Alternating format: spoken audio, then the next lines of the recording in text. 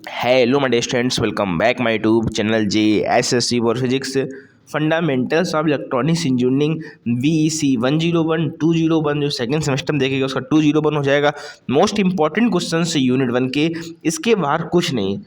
अरे आपको मुझ पर ट्रस्ट ना हो और मैं पहली बार मेरी वीडियो पर आए हो तो आप पहले ये वीडियो देख लेना। मैं इससे पहले मैं आपको जो सीनियर्स थे उनके लिए मैं एक वीडियो बनाया था, इमर्जिंग डोमेन इलेक्ट्रॉनिक्स इंजीनियरिंग। देखो पहले इसका नाम क्या था, इमर्जिंग डोमेन इलेक्ट्रॉनिक्स इंजीनियरिंग। इस पर फंडामेंटल कर दिया, बात अलग है। तो अभी वीडियो देख लेना, उनके सीनियर्स आप के लिए मैं बनाया था, उसके आप व्यू देख लेना, उसको पढ़ लेना, देखना और प्रीवियस पेपर से मैच कर लेना। जितना मैंने बताया था उतना पेपर आया था कि नहीं आया था, ऐसे ही मैं बता रहा हूँ आपको भी।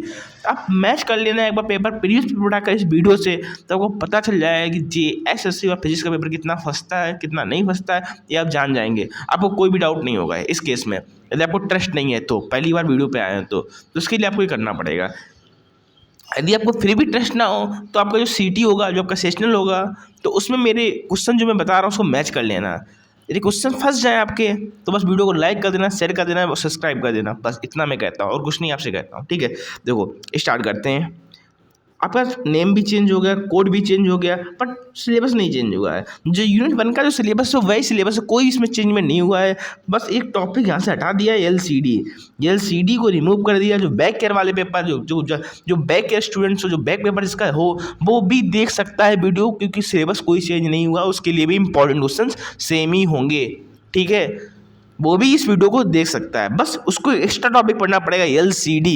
देखो पहले इसमें LCD था भाई, लिक्विड क्रिस्टल डिस्प्ले LCD, अब इसको रिमूव कर दिया गया है AKTU ने। तो आप लोगों को नहीं पढ़ना जो रेगुलर स्टूडेंट्स हैं, पर बैक वालों को पढ़ना होगा तो वो पढ़ लेंगे अपना। फिलहाल मैं बता रहा हूँ जो रेगुलर स्टूडेंट है, BEC 101 fundamental of electronics engineering unit 1। आपका जो यूनिट 1 है उसका नेम क्या है? उसका नेम है सेमीकंडक्टर डायोड। उसका नेम क्या है? Semiconductor diode. ठीक है, अब देखते हैं उसमें वो 3 टॉपिक इंपॉर्टेंट हैं। सबसे पहला semiconductor diode, number 2 diode application, number 3 क्या है? Special purpose two terminal device. इन तीनों में भी मोस्ट इंपॉर्टेंट जो है वो डायोड एप्लीकेशन है।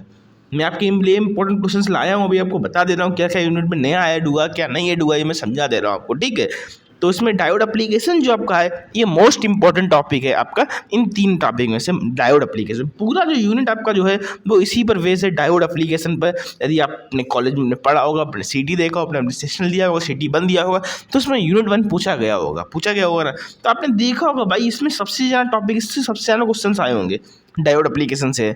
अब AKTU का पेपर भी देखेंगे, सबसे ज़्यादा क्वेश्चन आते हैं। ठीक है, स्टार्ट करते हैं इंपॉर्टेंट क्वेश्चंस की। तो टॉपिक क्या आप लोग पढ़ सकते हैं, आप लोग डिप्लेशन लेयर है, इसमें आइडियल एंड प्रैक्टिकल कैरेक्टरिस्टिक्स है, डायोड इक्विवेलेंट सर्किट है, जीनर डायोड मैकेनिज्म है, जीनर एंड एवलांचे आपके में है। डायोड एप्लीकेशन में आपका क्या क्या है? डायोड कॉन्फ़िगरेशन, इसमें half wave, full wave rectifier है, क्लैंपर है, जीनर डायोड है, शंट रेगुलेटर है, वोल्टेज मल्टीप्लायर है। ये 4 टॉपिक भाई लगते हैं आपको कि वो छोटे छोटे टॉपिक हैं। 30 नंबर का आता है, 30 नंबर का इन 4 टॉपिक से। तो समझ सकते हो, मैं बताऊँगा समझ जाओगे यार।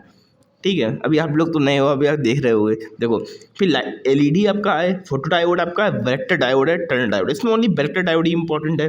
आप देखिए इंपॉर्टेंट क्वेश्चन में यूनिट 1 सेमीकंडक्टर डायोड, जिसका आपका नेम ही पता है। बहुत से स्टूडेंट मुझे कमेंट करते हैं कि सर जो 10 नंबर के क्वेश्चन है सर वो 7 नंबर में आएंगे।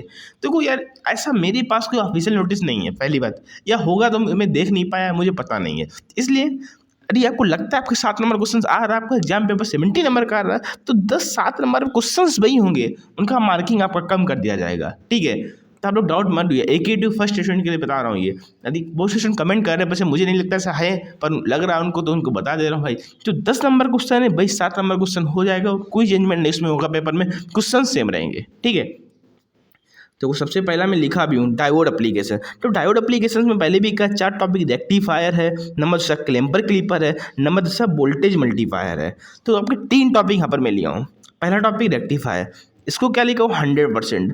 तो रेक्टिफायर से 100% क्वेश्चन आता है। अभी तक AKTU के इतिहास में ऐसा कोई पेपर नहीं हुआ जिसमें रेक्टिफायर से क्वेश्चन ना आए, जिसमें क्लैंपर से क्वेश्चन ना आए। ये जो 2 टॉपिक है भाई AKTU के इतिहास में अभी तक पूरा कोई भी पेपर आप देख लेना प्रीवियस ईयर का, इन दोनों से क्वेश्चन बनता है 20 नंबर का बनता है, 20 मार्क्स का बनता है इन 2 से क्वेश्चन।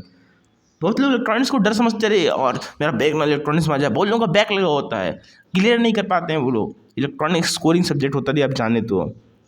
जब मुझे फॉलो कर रहे हैं तो इलेक्ट्रॉनिक्स आपका जितने भी सब्जेक्ट होंगे पहला आपका इंजीनियरिंग फिजिक्स हाईएस्ट होगा, फिर आपका इलेक्ट्रॉनिक्स होगा, फिर आपका केमिस्ट्री होगा वो हाईएस्ट होगा, फिर आपका एफएमईएम होगा, फिर आपका इलेक्ट्रिकल होगा। समझ रहे हो, ये नंबर बताओ सबसे हाईएस्ट नंबर किस में आते हैं।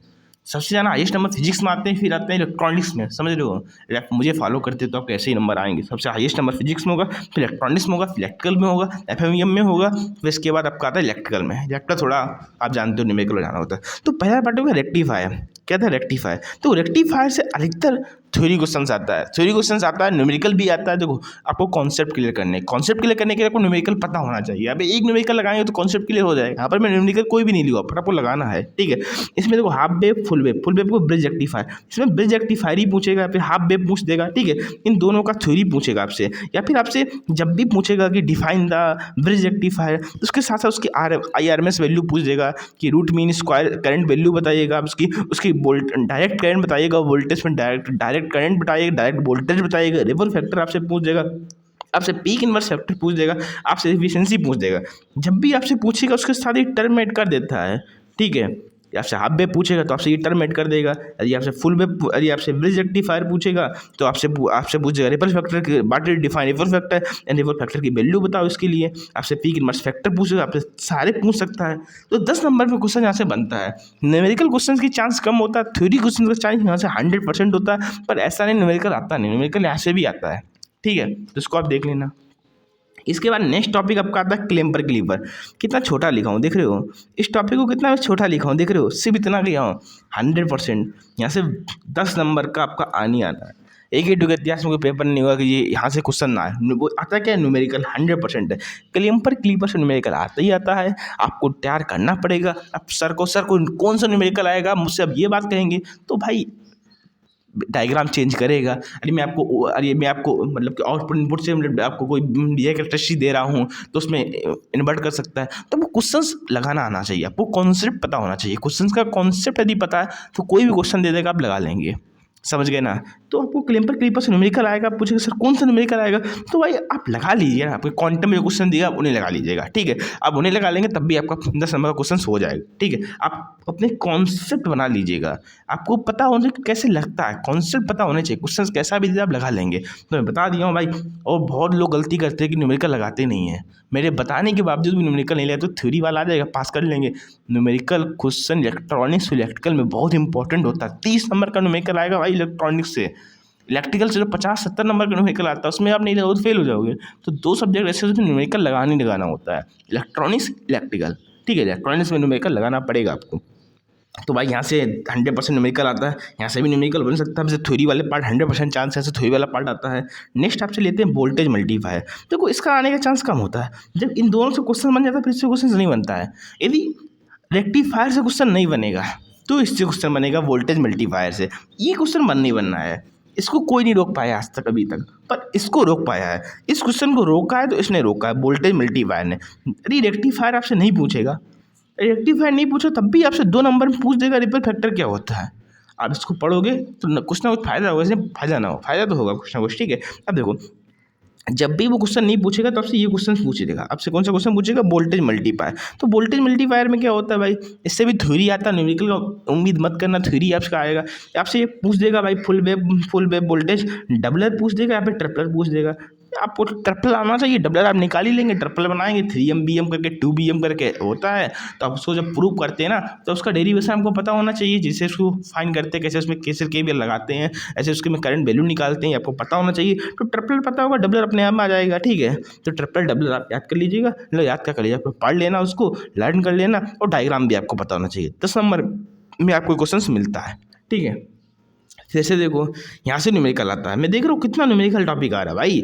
न्यूमेरिकल पढ़ना ही पड़ेगा, न्यूमेरिकल लगाना पड़ेगा आपको, तभी इलेक्ट्रॉनिक्स में आपको 90+ मार्क्स मिलेंगे। अदरवाइज आप 60 पटक जाओगे, क्या फ़ायदा भाई। मुझसे पढ़ लो 60 नंबर ला रहे हो, कोई अच्छी बात नहीं। 90 लाना है तो न्यूमेरिकल लगाना पड़ेगा।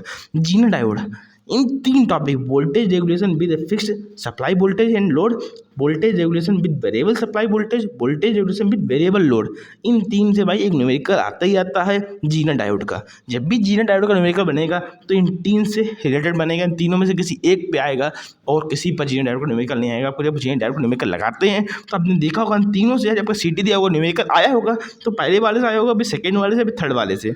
या फिर वो वेरिएबल लोड देगा, या फिर वेरिएबल सप्लाई वोल्टेज देगा, या फिर फिक्स सप्लाई वोल्टेज या फिर लोड में आपको क्वेश्चंस देगा। तो जीएनएल डायोड का क्वेश्चंस बनते हैं जनरली, जब बनेंगे तो इन्हीं 3 से बनेंगे, इसके बाद नहीं बनेंगे। ठीक है, जो बता रहा हूँ ध्यान से सुन लो, लिखते रहो भाई, अदर भाई मैं नहीं जानता, एग्जाम का टाइम है, भूल जाओगे भाई। ठीक है, इसके बाद देखो एक लास्ट क्वेश्चन बनता है 10 नंबर के इंपॉर्टेंट क्वेश्चन से। इसके बाद कोई क्वेश्चन आपका 10 नंबर में नहीं आता है। क्या क्वेश्चन बनता है? टर्नल डायोड का। तो किस्मत ही आपका अच्छा हो, जब आपको जाना अच्छा किस्मत हो, तभी टर्नल डायोड पूछाता है। अधिकतर वैसे 3 क्वेश्चन हो गए हैं। रेक्टिफायर का हो गया है, आपका क्लिपर क्लीपर का हो गया, बस फर्स्ट यूनिट आपका खत्म, इससे बाहर और कुछ नहीं आता है। अरे आपका किस्मत ज़्यादा ही अच्छा हो तो भी टर्नल डायोड बनता है, पर बनता है ऐसी बात। जब पूछेगा आपसे एलईडी में, आपसे एलईडी में पूछेगा, आपसे ब्राइटर डायोड में पूछेगा, टर्नल डायोड में, तो आपको सिर्फ टर्नल डायोड ही पूछेगा। LED, photo effect, PV photo electric कह सकते हो उसको, और आपका कौन सा ब्राइटर डायोड होगा, टर्नल डायोड होगा। इन चारों में जब भी पूछता है तो हमेशा सिर्फ टर्नल डायोड को ही पूछता है। 10 नंबर में पूछेगा आपसे कहेगा discuss the construction working of the tunnel diode and also sketch the VI characteristics and explain. तो आपको 10 नंबर में पूछेगा टर्नल डायोड, जब भी पूछता है। ठीक है, वैसे मैं आपको बता दिया आपका क्वेश्चन यहाँ से बनता है।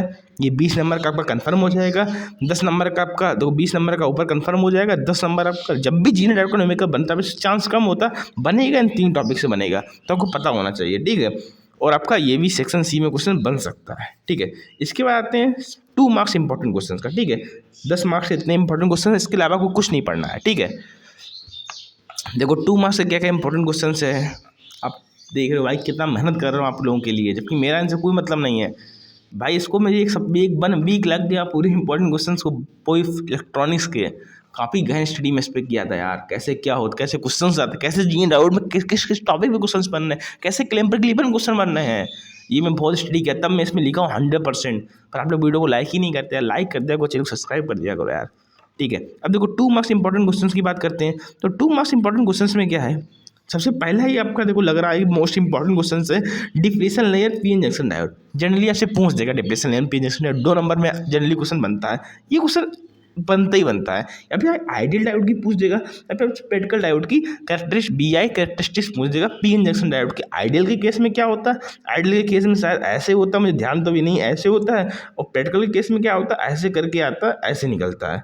ठीक है भाई, मुझे 2 साल हो गए छोड़े, तो इतना मुझे ध्यान नहीं, पर आता है, इतना पता है। ठीक है, तो आइडियल और प्रैक्टिकल दोनों का आता है यहाँ से। ठीक है, 2 नंबर में पूछेगा आपसे, या फिर आइडियल का पूछ सकता है, प्रैक्टिकल या फिर दोनों का पूछ सकता है, तो आने आना है यहाँ से। ये क्वेश्चन आपको लॉन्ग में भी मिल सकता है, 2 नंबर मिल सकता है। डिफरेंस पूछ सकता है, नहीं पूछा, डिफरेंस पता होना चाहिए कि वो जीनर ब्रेकडाउन क्या होता है, एवलांचे ब्रेकडाउन क्या होता है, इनका कैरेक्टरिस्टिक्स भी होता है यार, जीनर में कैसे बनता है, एवलांचे में कैसे बनता है, यदि आप पढ़े होंगे तो आपको पता होगा। पर 2 नंबर में आप तैयार करने के डिफरेंस देख लेना इनके, कभी कभी 5 नंबर में भी आ जाता है सेक्शन बी में ऑप्शन करके, तो क्वेश्चन हमें भी इंपॉर्टेंट है, जिसमें कैरेक्टरिस्टिक्स आपसे पूछ देगा, तो इसको पढ़ लेना, थोड़ा अच्छा पढ़ लेना। वैसे 2 नंबर के लिए पढ़ना, 2 नंबर में आएगा तो आएगा, अदरवाइज चांस का कम लग रहा है मुझको। ठीक है, ये क्वेश्चन इंपॉर्टेंट है, पूछते ही पूछता है आपसे। टेम्परेचर इफेक्ट पूछेगा, कंडक्टिविटी ऑफ सेमीकंडक्टर का, ये क्वेश्चन आपसे पूछते ही पूछता है। फिर या फिर यदि आपसे एलईडी के बारे में पूछ लेगा, एलईडी की एप्लीकेशन बताइएगा, एलईडी की कैरेक्टरिस्टिक्स बताइएगा, या फिर आपसे फोटो डायोड की कैरेक्टरिस्टिक्स पूछ देगा, या फिर आपसे ब्राइटर डायोड की पूछ देगा।